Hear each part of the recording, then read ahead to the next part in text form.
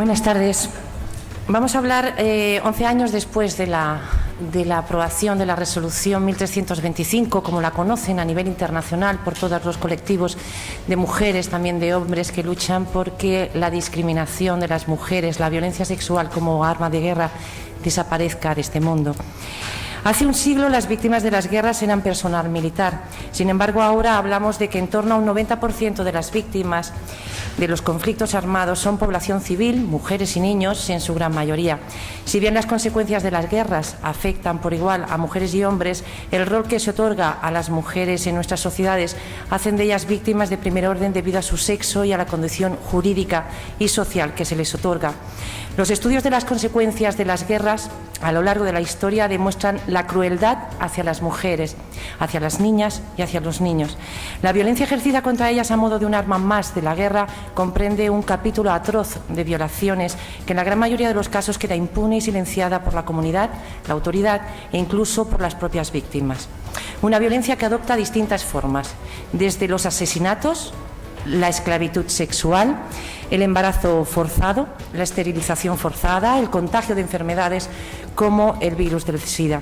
La práctica difundida de la violación de las mujeres en tiempo de conflicto se la relaciona directamente con la posición de la mujer en la comunidad como representante de la identidad cultural.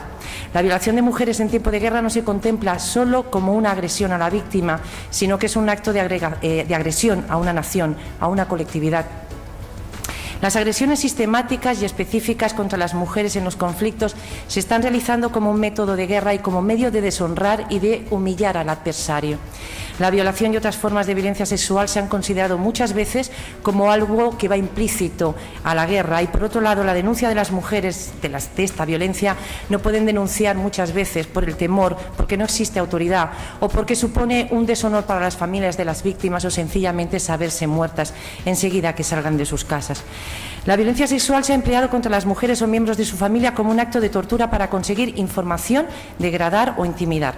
También se ha utilizado como medio para llevar a cabo una limpieza étnica en una zona o para obligar a una comunidad a marcharse de un lugar.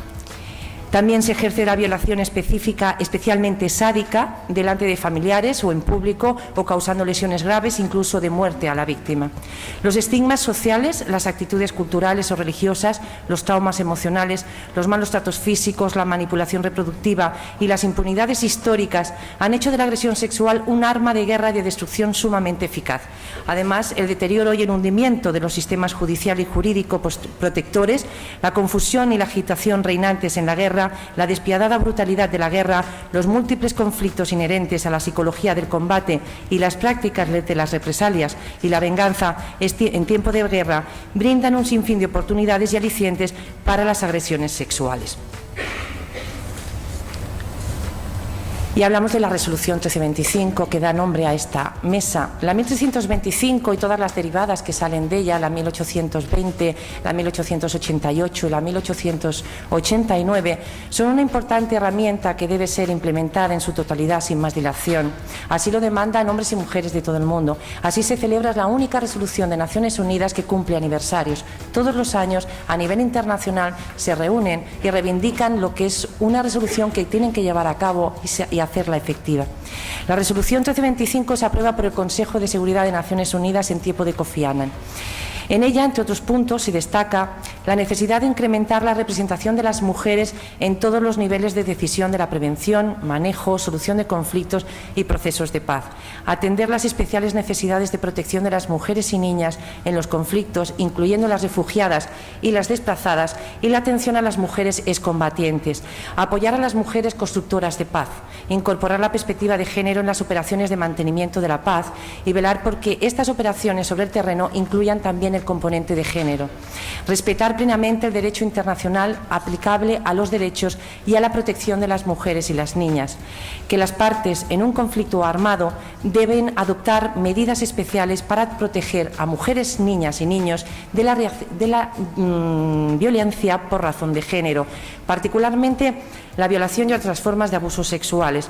También habla la 1325 de poner fin a la impunidad y enjuiciar a los culpables de genocidio, crímenes de lesa humanidad y crímenes de guerra, especialmente los cometidos contra mujeres y niñas. Sin embargo, nosotros hablamos en esta mesa de lo que es la trata, la violencia sexual como arma de guerra, pero que tengamos en cuenta que la 1325 y todas las sucesivas resoluciones que se plantean habla solamente de la mujer como víctima, sino de la mujer como actora, como potencial, porque nunca se llegará a un desarrollo ni económico ni social, nunca llegará la paz al mundo cuando se tenga la desconsideración que se sigue teniendo por las mujeres, cuando se tenga la invisibilidad puesta sobre las mujeres y cuando se practique pues la desigualdad en todos los ámbitos sociales y públicos.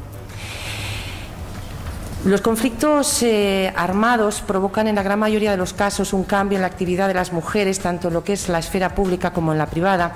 La ruptura y la disgregación hacen que las mujeres deban asumir nuevos roles, asumiendo el papel de cabeza de familia. De esto nos hablará Bahir Abdulatif en su relato. La conflictividad y la violencia extrema que se dan en los conflictos armados propician en un gran número la huida de las mujeres, los niños y las niñas, que son los que suponen el porcentaje más elevado de refugiados y desplazados. Entre un 75 y un 90% son mujeres y niños, personas totalmente vulnerables a la violencia y la explotación cuando huyen, así como también lo son en los países a los que huyen en busca de ese asilo, de esa protección. Esta situación evidencia la necesidad de asistencia a esta población que se encuentra en situación desesperada. En este sentido, se destaca la asistencia y la especial atención que se debe dar a mujeres y niñas en su calidad de refugiadas y desplazadas, así como a la hora de la configuración de los campamentos y asentamientos de refugiados. También cabe destacar la necesidad a la que tendrán que hacer frente las mujeres desarrollando nuevas aptitudes para hacer frente a estas nuevas situaciones de sustento y reagrupación familiar como cabezas de esta familia. Si nos vamos al tema de la violencia sexual como arma de guerra, podemos recordar declaraciones de Kofi Annan de hace apenas 3 años, secretario general de Naciones Unidas, que en su informe comentaba que se reconoce la incapacidad actual para cuantificar las personas que han sido víctimas de esta violencia en los conflictos y en los posconflictos armados, dado que muchas prefieren no denunciar ante la falta de protección y el estigma social que sufren en la gran mayoría de los contextos. También Kofi Annan recordó que la violencia sexual ha sido considerada como una forma de genocidio por la jurisprudencia internacional y en los contextos en los que se ha utilizado como arma de guerra, las probabilidades de que persista una vez finalizado el conflicto son muy elevados. La violencia sexual debe formar parte de las agendas de seguridad. Esto se está manifestando, eso se está pidiendo desde la propia Naciones Unidas con la nueva creación de ONU Mujeres con Bachelet al frente. Para ello es preciso nombrar el delito, avergonzar a quien lo comete, resaltar las acciones que actúan a favor de las víctimas y denunciar a los responsables de esa violencia. La impunidad y la inacción gubernamental frente a esta violencia favorece su propagación.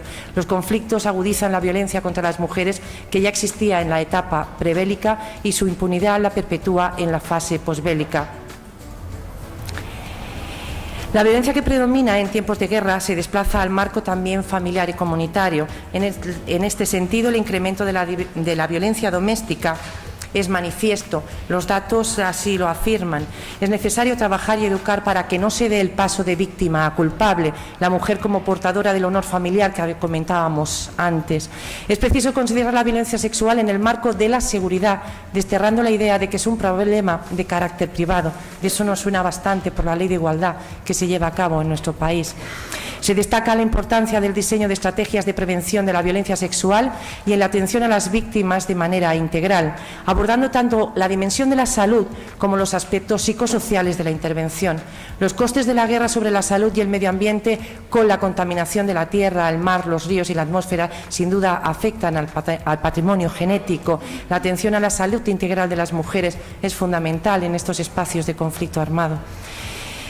En este apartado sobre la violencia contra las mujeres es importante destacar la necesidad de protegerlas contra la violencia doméstica que ya hemos comentado antes. Este incremento puede producirse por el incremento en la sociedad de divisiones que vienen provocadas por diferencias políticas, religiosas e interétnicas. De eso tenemos constancia a través de los medios de comunicación en conflictos como el caso, por ejemplo, de Irak. También este incremento de la violencia doméstica puede venir derivado de las circunstancias como puede ser desplazamiento, el cambio de roles que se experimentan en las familias entre hombres y mujeres. Por último, solamente comentar que es preciso que los Estados asuman su responsabilidad y acometan medidas que permitan hacer efectivo el articulado de esta resolución de la que estamos hablando en esta hora, la resolución 1325, que nace de la denuncia de miles de mujeres de todo el mundo que ya en el año 1995, en la cuarta conferencia internacional, la conferencia de Pekín, reclamaron la adopción urgente de actuaciones que erradicara la violencia extrema que generan las guerras sobre mujeres y niñas y el papel de estas como agentes de paz de primer orden.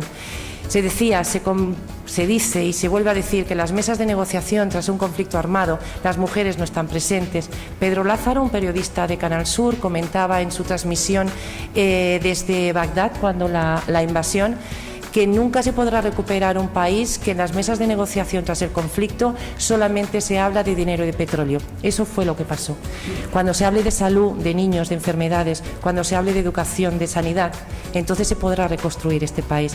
Si realmente existe voluntad de trabajar por la paz, los Estados deben de atajar la desigualdad, formando en materia de género, propiciando la inclusión de mujeres en las mesas de negociación y promoviendo su participación real en puestos de responsabilidad en todos los niveles, atajando desde cerca, desde dentro, y atajando lo que es toda la violencia sexual que se comete contra las mujeres, las niñas y los niños, contando con las mujeres de terreno. No se puede hacer desde despachos y desde oficinas de Occidente. Se tiene que contar con las organizaciones, con las asociaciones de mujeres que hay en terreno, porque son realmente valiosas y necesarias. Gracias.